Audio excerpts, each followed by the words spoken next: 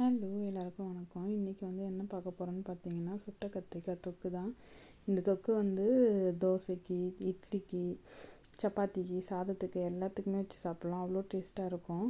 நானே first time தான் செஞ்சேன். எப்படி இருக்குமோ தெரியல அப்படின்னு சொல்லிட்டு. ஏன்னா வீட்டில் யாருக்கும் கத்திரிக்காய் பிடிக்காது இல்லைங்களா. அதனால் வந்து நல்லா இருக்காதோ எல்லோரும் சாப்பிடுவாங்களோ சாப்பிட மாட்டாங்களோன்னு சொல்லிட்டு தான் செஞ்சேன். ஆனால் நல்லா டேஸ்ட்டாக இருந்தது. அதனால தான் உங்கள் கூட இந்த ரெசிபியை ஷேர் பண்ணுறேன். அதுக்கு ஃபஸ்ட்டு கத்திரிக்காய் எடுத்துக்கோங்க. உங்களுக்கு எத்தனை கத்திரிக்காய் தேவையோ, எவ்வளோ அளவு தேவையோ அது அளவுக்கு கத்திரிக்காய் எடுத்துக்கோங்க.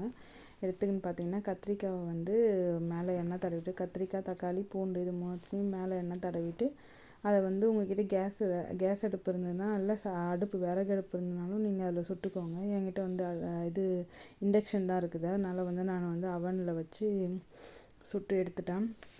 நல்லா வெந்ததுக்கப்புறம் அதோடய தோல்லாம் உரித்து எடுத்துகிட்டு இந்த மாதிரி நல்லா மசிச்சுக்கோங்க. உங்களுக்கு வேணால் நீங்கள் மத்து வச்சு கூட கடைஞ்சிக்கலாம். நான் இங்கே வந்து ஸ்பூன் வச்சு நசுக்கிட்டேன். அதுக்கப்புறம் ஒரு பேனில் எண்ணெய் ஊற்றி எண்ணெய் சூடானதுக்கப்புறம் கடுகு, பெருஞ்சீரகம் போட்டு பொரிஞ்சதுக்கப்புறம் வெங்காயம் பச்சை மிளகாய் போட்டுட்டு, ஏன்னா நம்ம தக்காளி ஆல்ரெடி வந்து நம்ம சுட்டு எடுத்துக்கணும். அதனால் வந்து நம்ம தக்காளி போட்டதில் ஒரு வெங்காயம் மட்டும் போட்டு எடுத்துகிட்டு, அதுக்கப்புறம் நம்ம மசிச்சு வச்சதை வந்து அதில் போட்டு வதக்கிட்டு, அதில் கொஞ்சமாக மிளகாத்தூள், குழம்பு மிளகாத்தூள், காஞ்ச மிளகாத்தூள், மஞ்சத்தூள், உப்பு இதெல்லாம் போட்டு நல்லா வதக்கிட்டு கொஞ்சம் தண்ணி ஊற்றி மூடி வச்சுடுங்க. மூடி வச்சுட்டு அதுக்கப்புறம் கொஞ்சம் கொஞ்சமாக ஸ்லோவாகவே வச்சுக்கோங்க.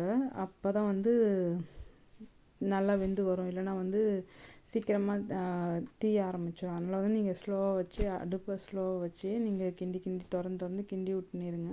அது ஒரு மாதிரி தொக்கு ஸ்டேஜுக்கு வர டைமில் வந்து நீங்கள் ஆஃப் பண்ணிவிடுங்க. ஏன்னா ரொம்ப விட்டிங்கன்னா அது வந்து ஒரு மாதிரி ஊறுகாய் மாதிரி ஆகிடும். அதனால் ஸ்டார்டிங் அந்த உங்களுக்கு தேவையான அந்த அளவு ஸ்டேஜில் நீங்கள் வந்து ஸ்டவ்வை வந்து ஸ்டாப் பண்ணிவிடுங்க.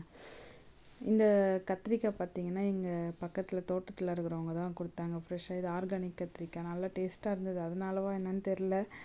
எப்பயுமே எங்கள் வீட்டில் வந்து எல்லோரும் 2 சப்பாத்திக்கு மேலே சாப்பிட மாட்டாங்க. இன்றைக்கி இதை செஞ்ச உடனே பார்த்தா எல்லோரும் 3, 4ன்னு சாப்பிட்றாங்க. எனக்கு அதிசயமாக இருந்தது. நான் நினச்சேன் ஃபஸ்ட்டு செஞ்சுனே இருக்கக்குள்ளேயே அந்த பார்க்கக்குள்ளேயும் இதுக்கப்புறம் நம்ம இதை செய்வோமோ செய்ய மாட்டோமோ, வேணாம் இது நல்லா இருக்குமோ நல்லா இருக்காதோ அப்படி தான் செஞ்சேன். ஆனால் பார்த்தா அவ்வளோ டேஸ்ட்டாக இருந்தது. நானே இன்றைக்கி வந்து 2 சப்பாத்திக்கு மேலே ஒரு 3 சப்பாத்தி சாப்பிட்டுட்டேன். கத்திரிக்காய் சாப்பிடாதவங்க கூட சாப்பிடுவாங்க. இந்த டிஷ் உங்களுக்கு பிடிச்சிருந்தா செஞ்சு பார்த்து சாப்பிட்டுட்டு எனக்கு கமெண்ட்டில் சொல்லுங்கள். இந்த வீடியோ உங்களுக்கு பிடிச்சிருந்தா என்னோடய சேனலை சப்ஸ்கிரைப் பண்ணுங்கள். மீண்டும் ஒரு அடுத்த வீடியோவில் பார்க்கலாம். பாய்.